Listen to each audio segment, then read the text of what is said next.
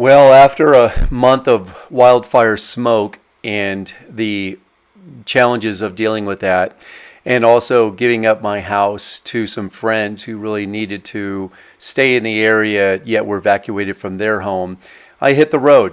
And I hit the road to travel to cleaner air.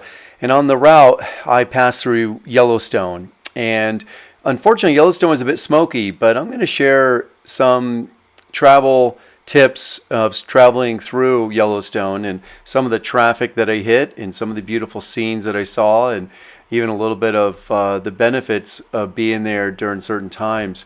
So here we go. Let me share a little more with you.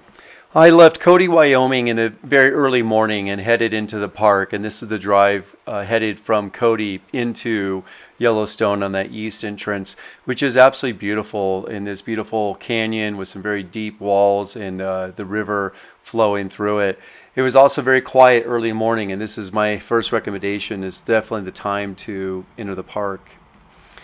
When you enter the park this early in the morning, you see beautiful scenes that you can walk right up to and not have traffic congestion of either cars or people around, and you can really be there with the animals. In this case, I was really there before even sunrise, and it was really enjoyable to visit a lot of areas and easily just be able to pull over and take, in the scenes like this, catching the morning light where it's so nice and quiet. And as an example, here I am immediately adjacent to a road.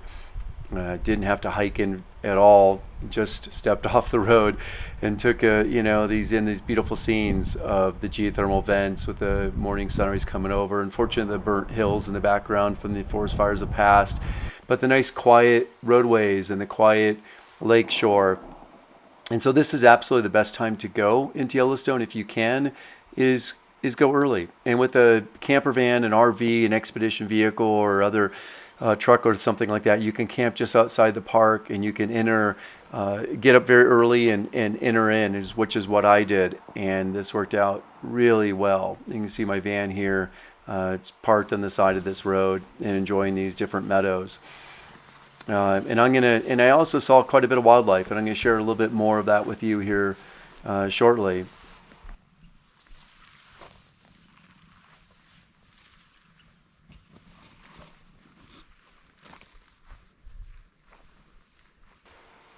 As I arrived early into the park, one is, as I said, it just isn't crowded, which is really lovely. There's still some vehicles, but really nobody walking about.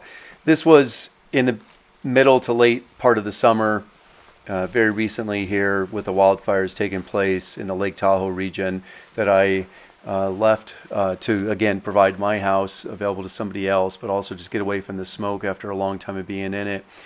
And so it was really nice to be in this tranquil setting and up in the mountains, and you can see remnants of wildfires in the past that hit Yellowstone, the recent one that was very large. But nonetheless, you still have a lot of beauty to take in and just experience and enjoy the moment instead of rushing to deal with crowds or to get to the next place. And I highly recommend, when you go there, try to get there early in a less crowded time period where you can just pull over and enjoy some of the scenes you can see right alongside the road.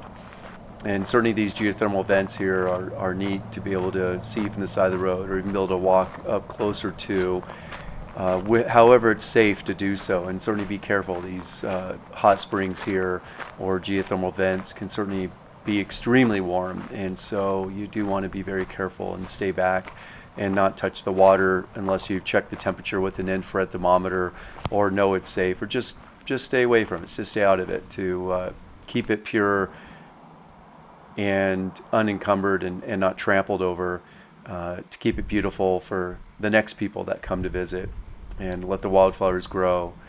And it's a little hard to see here in the distance, but there were some deer that were down in the field here and a bison that was just up ahead. So it was neat to be able to just see them and hear this bison. When I drove by in the morning, I literally woke it up. It was still sleeping, and I just stood there and just waited a few minutes. And after a few minutes, without me making any noise or anything, it just started to wrestle. It opened its eyes and very slowly just started to wake up. And it was really neat to see it waking up in the morning sun as I was just standing there alongside the road watching it wake up, and we had a just peaceful moment. And it decided to, as it gently woke up and twitched its eyes, it decided to roll around and in this little dirt pile here and just get a little morning back scratch as it slowly rose itself up. And then just kind of stayed there and thought about its day. A little bit what I was doing too, a little morning meditation, bison and human near each other, just each contemplating the morning and what we're going to do for the day. And it was really neat to have many of these experiences early in the morning, not just this bison, but several others as well. I did not see any bear or moose, and this would probably be a little less common during this time of year where it's in the heat, and especially out in the meadows. Might find them in the higher country up in the trees, but nonetheless it was neat to be able to drive down the road, and even like this bison here, just within about 10 feet of the side of the road, just having its morning breakfast, and I could just drive by and it was not bothered, and we could just look each other eye to eye as it had its breakfast, and I drove on just to make sure I was not going to disturb it and or cause it to get concerned in any way. But then after that, I was driving down this road and I come to this bridge, this narrow two-lane bridge, and something's walking up towards us down the center of the road, and it's a bison. And so this is some of the morning traffic you can hit when you do get there very early. This probably experience would be less likely in the middle of the day, but this young male bison just very casually and slowly walked down this two-lane road, and I didn't quite know what to do. This isn't something you really ever have any teaching on, what to do when you're on a narrow two-lane road with a bison walking down towards you. So I kept the engine running, and so that I could either back up or move forward if I needed to, and just kept my foot on the brake, kept the van in the same place. This bison, you can see, starts moving over into my lane, so I'm a little concerned that it's going to be walking up towards me from the front of my van in my lane, but nonetheless you can see it decides to start moving back over to the other lane and just very gently, casually maneuver around me. So it was this really nice experience, and I have my head out the window just barely, so I can just get a good look at it where the camera is too.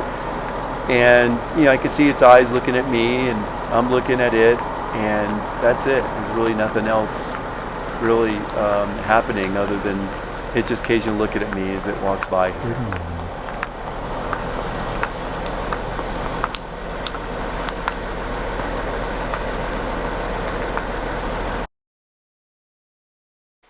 So that was a really joyous experience with that bison on the bridge, and I saw some other bison throughout the day and some other really nice scenes. And now as it's becoming more mid-morning, it's certainly getting more crowded in the park as it approaches midday. Nonetheless, I did go ahead and stop in the early afternoon to see Old Faithful erupt, as you can see here. And it does get pretty crowded around midday around Old Faithful. It's probably better to get there early in the morning, but at this point in time, it was already a bit of traveling to get through the park, but it was really still nonetheless wonderful to see it. And generally Old Faithful does tend to erupt about every hour on the hour, but that schedule does change and evolve a little bit each day. And I do believe it's available online. I just happened to show up there, and after checking the schedule, was able to go back and have some lunch in the van and then come out and watch it as it ejects here, as you can see, which is really quite fascinating. It's a little hard to probably get a real good perspective of this, but this is erupting or shooting water somewhere between about 100 to 200 feet in the air. And of course, this is very, very hot water, mostly steam that is condensing. So it's pretty neat to see. This eruption here goes on for about 3 minutes.